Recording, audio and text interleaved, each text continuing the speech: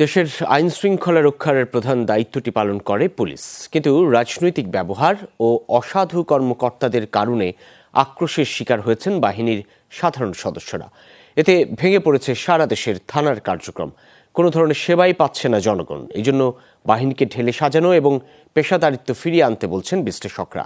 তারা বলছেন, বাহিনী পুনর্গঠনে দেশবাসীকেও সহযোগীর ভূমিকা থাকতে হবে। স্যান্ডেলিনা সো, রূপচর্চায় আভিজাত্য। হাতিরঝিল থানার বাসিন্দা আব্দুস সবুর। মোবাইল হারিয়ে তিনি এসেছেন সাধারণ ডায়েরি করতে, কিন্তু থানায় এসে দেখেন গেটে তালা। কারণ আমাদের জিডি করা বা বিভিন্ন জিনিস হারিয়ে গেলে যে আমরা পুলিশ প্রশাসনের কাছ থেকে সাহায্য সহযোগিতা নিব, এরকম পরিস্থিতি নাই। সোমবার ছাত্র জনতার অভ্যুত্থানে শেখ হাসিনা পদত্যাগ করে দেশ ছাড়ার পর হামলা থেকে বাঁচতে থানা ছেড়ে দিয়েছেন পুলিশ সদস্যরা। তখন থেকেই কার্যত অরক্ষিত, থমথমে পুরো এলাকা। স্থানীয়দের চাওয়া অতি দ্রুত শুরু হোক থানার স্বাভাবিক কার্যক্রম। পুলিশকে দরকার আছে, কারণ পুলিশের কাজটা পুলিশই পারবে, এটা অন্য কেউ পারবে না। পুলিশ ছাড়া বাংলাদেশ চলবে না, মানে পুলিশের দরকার আছে। পুলিশ তো দেশে লাগবে, পুলিশ দেশে না থাকলে এটা দেশে চলতে পারবো না। ভাটারা, উত্তরা পূর্ব, বাড্ডা, মিরপুরের মতো মোহাম্মদপুর থানাও জ্বালিয়ে দিয়ে লুট করা হয়েছে বিভিন্ন আসবাবপত্র। পুড়ে ছাই হয়ে গেছে মূল্যবান বহু নথিপত্র। যাত্রাবাড়ি থানার সামনের ভয়াবহতার চিত্র এখনো দৃশ্যমান। আগুনে জ্বলছে বিভিন্ন আসবাবপত্র। কেউ কেউ প্রায় ধ্বংস হয়ে যাওয়া জিনিসপত্র নেয়ার চেষ্টা করছেন। সহিংসতায় নিহতদের মরদেহ পাঠানো হয় আঞ্জুমান মফিদুল ইসলামে। উদ্বিগ্ন এলাকাবাসী বলছেন, খুব তাড়াতাড়ি স্বাভাবিক হোক দেশের পরিস্থিতি। এলাকাটা অনিরাপদ হয়ে গেল। এলাকার মানুষ এখন ভয়ের ভিতরে আছে যে এখন আমরা কি করব। থানা যে 15 আগে যে রূপটা ছিল আমরা সেভাবে চলে আসুক, তবে সব শান্তি শৃঙ্খলা হবে আসতে হবে।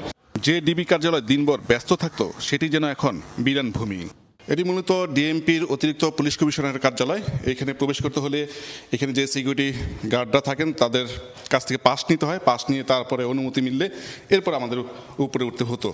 আজকে বিনা বাধায় আমরা চলে যাচ্ছি এবং এখানে কাউকে দেখা যাচ্ছে না, এমনকি কোনো সদস্যকেও দেখা যাচ্ছে না পুলিশের, এমনকি কোনো কর্মকর্তা তো দূরে থাক, পুলিশের কোনো কর্মচারী যারা সিভিল ড্রেসে কাজ করেন তাদেরকেও দেখা যাচ্ছে না।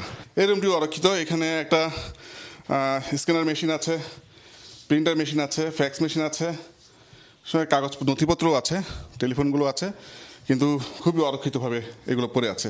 ঢাকা মহানগর পুলিশ কার্যালয়ে ঝুলছে তালা। সারাদিনে আসেনি কোনো পুলিশ সদস্য। স্বাধীনতার পর পুলিশবিহীন এমন দিনের জন্য কারা দায়ী? আমরা বাংলাদেশ পুলিশকে এত বেশি পরিমাণ রাজনীতিকীকরণ করে ফেলেছি যে রাজনীতিকরণের ফলে রাষ্ট্রযন্ত্র তাদেরকে এমনভাবে ব্যবহার করেছে যে ক্ষমতা টিকে থাকার জন্য অথবা ক্ষমতাকে আরো ব্যাপক পরিমাণ বিস্তৃত করার জন্য কি করেছে, যে পুলিশকে যেন তেনভাবে ব্যবহার করা হয়েছে। এর প্রভাব থেকে বাদ যায়নি পুলিশ সদর দপ্তরও। পুলিশ সদর দপ্তরের মিডিয়া সেল এইখানে বসে বসে পুলিশ বিভিন্ন তথ্য সংগ্রহ করতেন এবং মিডিয়া মনিটরিং করতেন। সেই মিডিয়া সেলে এসে ধ্বংসযজ্ঞ চালিয়েছে দুর্বৃত্তরা। আমরা দেখতে পাচ্ছি সবগুলো মনিটর ভাঙা এবং কিছু কিছু মনিটর তারা খুলে নিয়ে গিয়েছে। বেশিরভাগ মনিটর এবং যে টিভির স্ক্রিন দেখতে পাচ্ছি সবগুলো ভাঙা। এই জন্য এক ধ্বংসস্তূপে পরিণত হয়েছে পুলিশ সদর দপ্তর। পুলিশ সদস্যদের অভিযোগ, কয়েকজন ঊর্ধ্বতন পুলিশ কর্মকর্তার কর্মকাণ্ডে ভেঙে গেছে পুরো চেইন অফ কমান্ড। পুলিশের ইমেজ ফেরানোর পথও বাতলে দিলেন এই বিশেষজ্ঞ।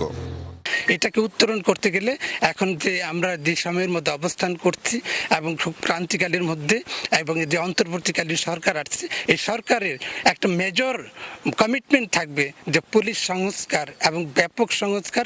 দেশের মানুষের নিরাপত্তা নিশ্চিতে পুলিশের বিকল্প নেই বলছে সাধারণ মানুষ। অপূর্ব আলাউদ্দিন, যমুনা নিউজ, ঢাকা।